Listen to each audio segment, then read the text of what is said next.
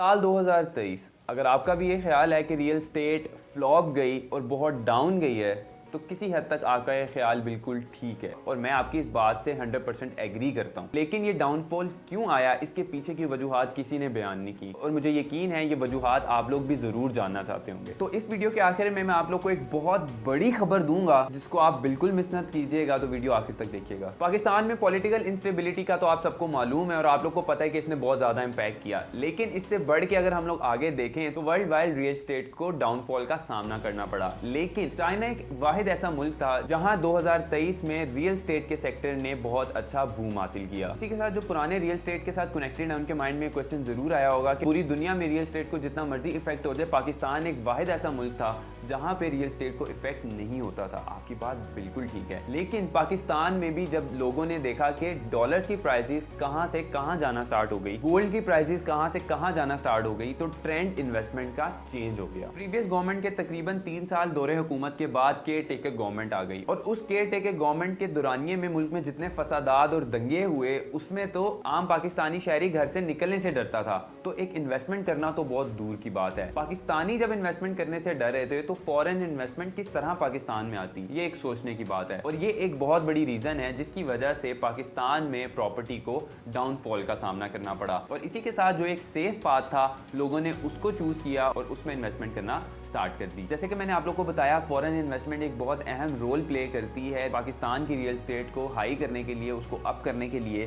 तो इसी के साथ आप लोग को पिछले ईयर्स की फॉरेन इन्वेस्टमेंट डिटेल्स बताता चलूं कि कितनी अमाउंट पाकिस्तान में आई इन्वेस्टमेंट के लिए। 2020-21 के फाइनेंशियल ईयर में 2.1 बिलियन डॉलर पाकिस्तान में रिसीव होते हैं फॉरेन इन्वेस्टमेंट की सूरत में। 2021-22 के फाइनेंशियल ईयर में जो फॉरेन इन्वेस्टमेंट हम लोग को रिसीव हुई वो 1.94 बिलियन डॉलर रिसीव हुए। और इसी के साथ अगर हम लोग कंपेयर करें 2022 और 23 में तो 1.46 बिलियन डॉलर हम लोग को सिर्फ रिसीव हुए एज अ फॉरेन इन्वेस्टमेंट। तो यहाँ पे हम लोग को एक बहुत बड़ा गैप नजर आता है कि लोगों ने पाकिस्तान में इन्वेस्टमेंट की ही नहीं जितनी उन्होंने पिछले 21 और 22 में की, उसी पोटेंशियल से 22 और 23 में पाकिस्तान में नहीं हुई। तो according to agencies 30% overseas Pakistani होते हैं जो पाकिस्तान की रियल स्टेट में इन्वेस्टमेंट करते हैं। तो इसी के साथ अगर हम लोग परसेंटेज निकालें तो 25% फॉरेन इन्वेस्टमेंट रिड्यूस हुई 2023 में। इसे आगे 2023 का सूरज जैसे ही गुरूब होता है और 2024 का सूरज तुलू होता हमें नजर आता है, उसी के साथ हमें बहुत ज्यादा अच्छी उम्मीदें भी नजर आती हैं, वो भी फैक्ट एंड फिगर्स की बेस पे। और वो फैक्ट एंड फिगर्स ये हैं कि तो हमें 2023 के नवंबर में ही एक बहुत अच्छी खबर सुना दी गई जो कि इलेक्शंस की थी कि 2024 के स्टार्ट में ही इलेक्शंस कंडक्ट कर दिए जाएंगे। और इसी के साथ हम लोग को ट्रेंड चेंज होता नजर आता है कि डॉलर की प्राइस भी स्टेबल होना स्टार्ट हो गई है और इसी के साथ गोल्ड की प्राइस भी नीचे आना स्टार्ट हो चुकी है। तो वहां से उन्होंने अपने पैसे निकालना स्टार्ट कर दिए हैं। तो लोगों ने जब वहां से अपने पैसे निकालना स्टार्ट किए तो इसी के साथ हम लोग को एक बहुत क्लियर चेंज देखने को मिला कि स्टॉक एक्सचेंज में भी पिछले 2 साल के अगर हम लोग रैकेट के साथ कंपेयर करें तो एक बहुत ही क्लियर बूम नजर आया हम लोग को। तो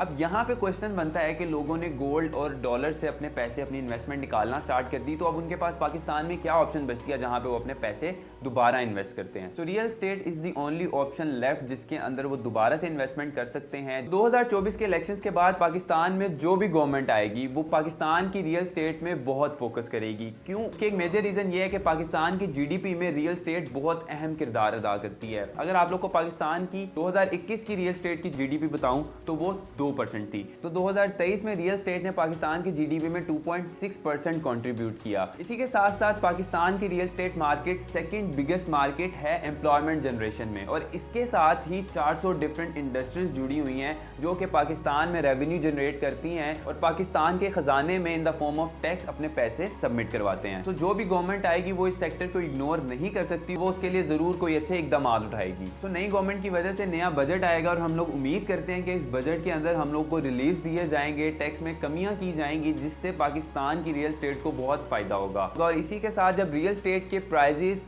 ऊपर जाना स्टार्ट होंगी जो कि अभी डाउन आई हुई हैं, तो आप लोग वहां पे मौका तलाश करेंगे कि हम लोग को कहां पे चीप और कम प्राइस पे कोई फाइल मिल जाए, कोई प्लॉट मिल जाए, हम उसे से परचेज करके रख लें ताकि फ्यूचर में हमारे वो काम आ सके। लेकिन तब ये अपॉर्चुनिटी नहीं मिलेगी, रेट्स आपके हाथ से निकल जाएंगे और आप लोग बस मौका ही ढूंढते रह जाएंगे। लेकिन ये इज द राइट ऑप्शन। जब रेट कम है फाइल्स के ऊपर, प्लॉट्स के ऊपर, तो आप लोग अगर अभी इन्वेस्टमेंट करके रख लेते हैं तो अगर आप लोग बोले आप एक रिस्क लेके रख सकते हैं। अगर हमारे से पूछें तो ये एक रिस्क नहीं होगा, क्योंकि जितने भी फैक्ट एंड फिगर्स मैंने आपको बताए हैं अगर आप उनके ऊपर गौर फिक्र करें तो आप लोग को स्ट्रेट पाथ मिल जाएगा, आपको एक क्लियरेंस मिल जाएगी। 23 में, 22 में, 21 में किस तरह से डाउनफॉल आया उसकी रीजंस मैंने आपके साथ शेयर की और उसके ही ऑपोजिट ट्रेंड अब चेंज होते हमें नजर आ रहे हैं। एक हिस्ट्री दोबारा रिपीट होने जा रही है कि रियल एस्टेट बॉटम से अपवर्ड की तरफ जाना स्टार्ट हो जाएगी, ऊपर जाना स्टार्ट हो जाएगी। According to me, according to all the real estate, according to all the realtors, आप लोग को यही मशवरा है कि this is the right time. अगर आपके पास इन्वेस्टमेंट है तो आप लोग अपनी फाइल परचेज कर लीजिए, प्लॉट्स परचेज कर लीजिए,